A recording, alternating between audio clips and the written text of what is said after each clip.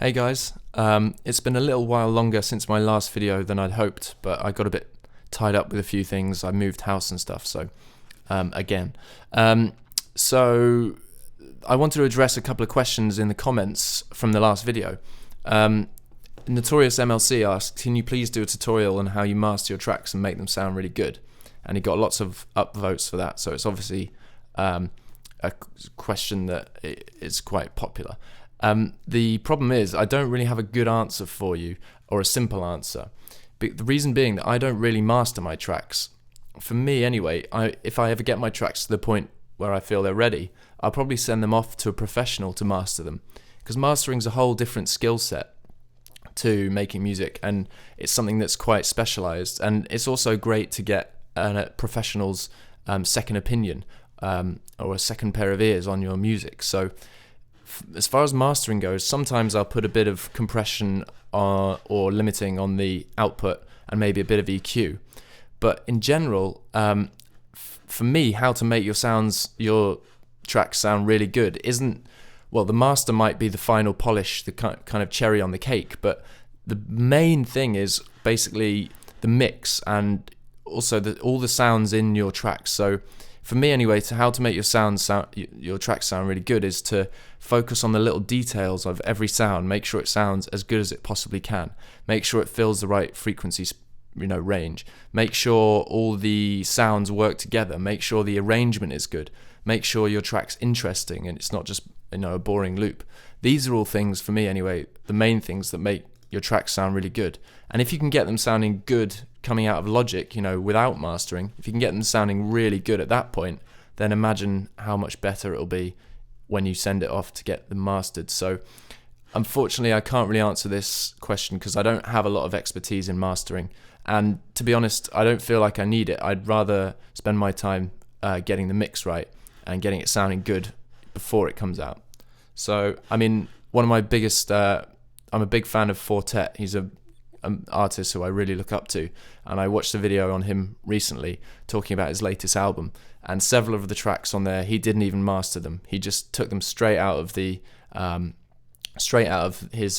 think it was Pro Tools he was using, and just sent them off to his record company. He just said I didn't think they need mastering. So that's my answer to that question.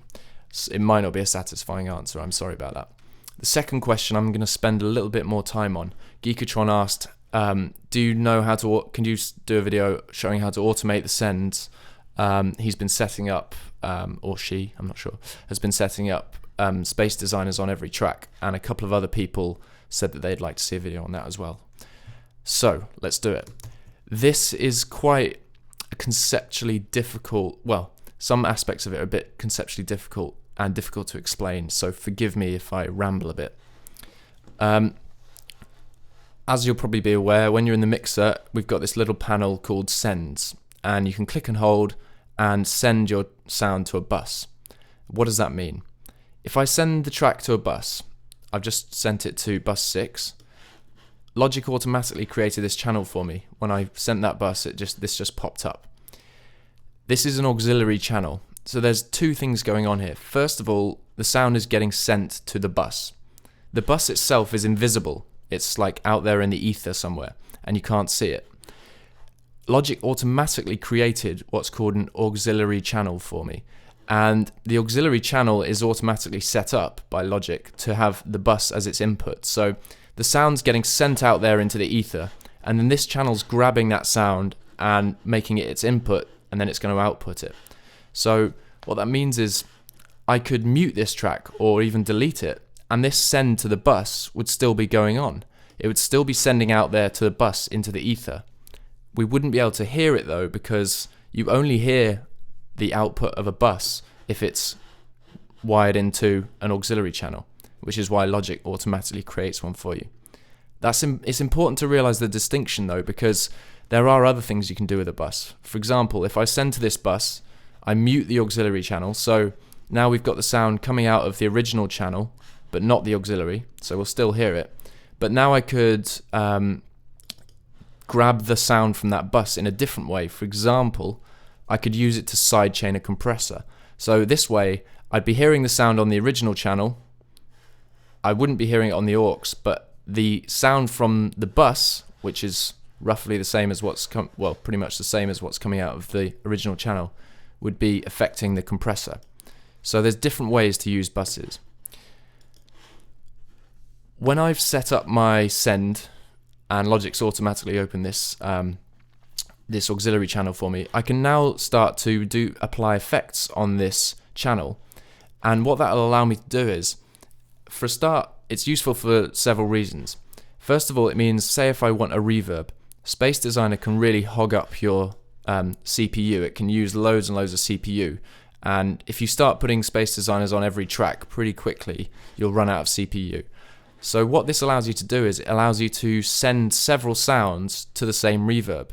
So in this example, I've actually done some automation on the sends. The send volume, which is here, can be automated just like anything else in Logic. So what that means is see these 3 sounds here? I've got them sent to various buses, and as you can see, some of them are sent to the same buses. At the moment, most of them are turned down because the automation isn't working. But if I play this loop,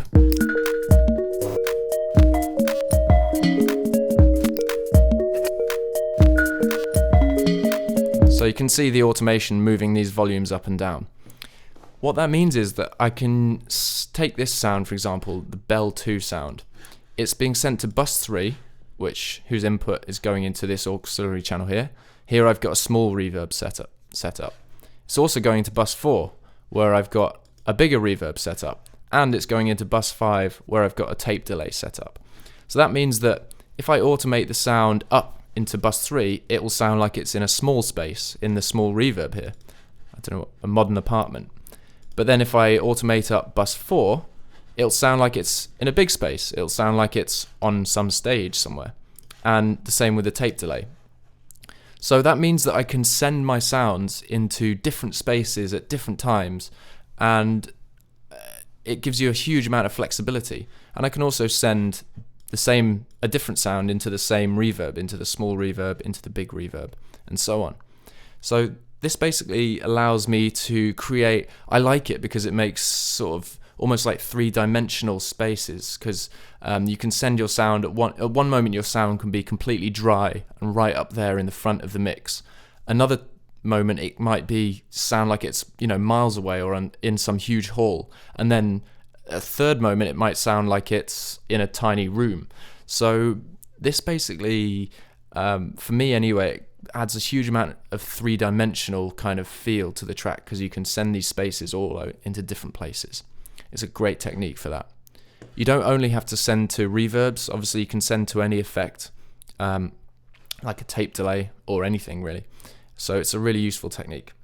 There's a few different ways to make your sends. At the moment I've got these all set to the default send, which is a post fader send. What that means is if I was to turn down the fader, the amount of reverb, the amount of send would also turn down. So you can imagine that the sound is coming out of the channel, going out through the fader, which I can control the volume with, and then into the send, and then into our aux channel. So that means if I pull down the volume of this sound,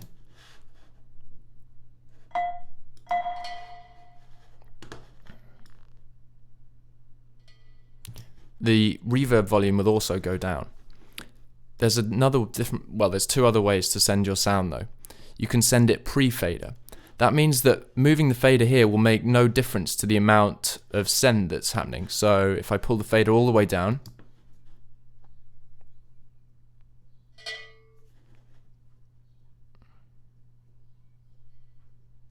so I don't know what's going on here. Thought there was another sound there. Obviously not. So with this method, it doesn't matter where your fader is, the send amount will stay exactly the same. And what that means is that essentially your original sound is acting like the dry signal, and the send here is acting like the wet signal, and you can do them completely independently of each other.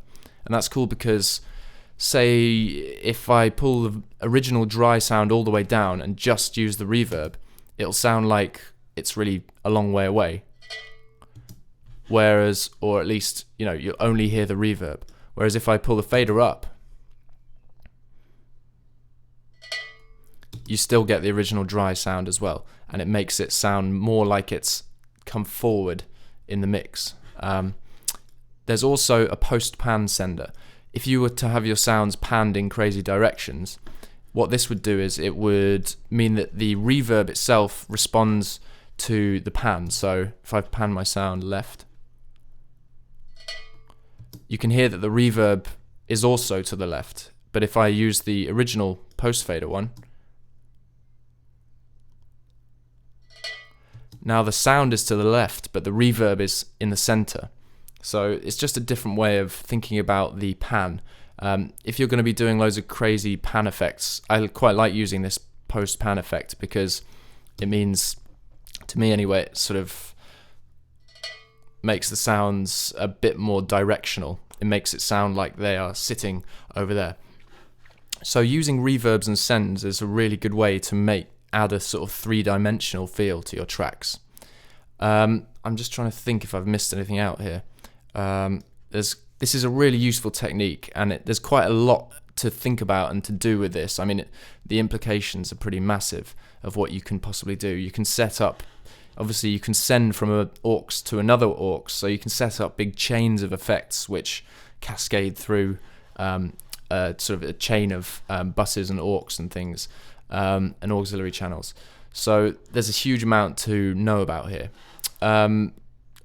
Since those guys asked about automating the sends, it's really simple. You just go into your automation as usual, press A, and you go into the main.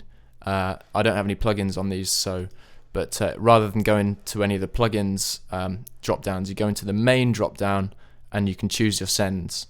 And this basically allows you to change the amount of send at different times.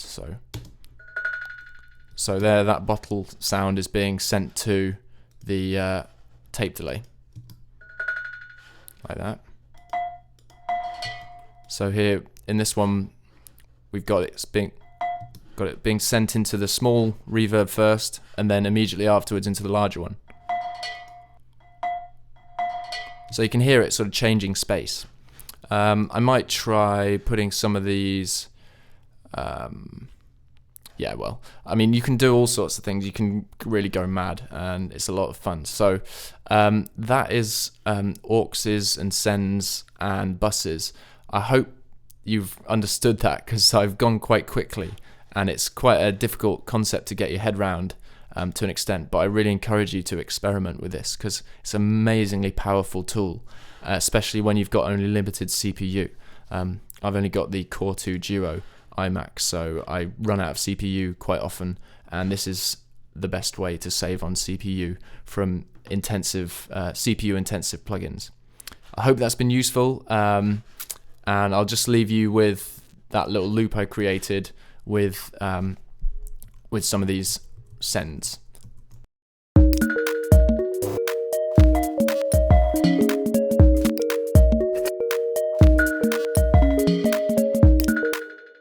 Thanks very much, guys, and I'll see you around soon.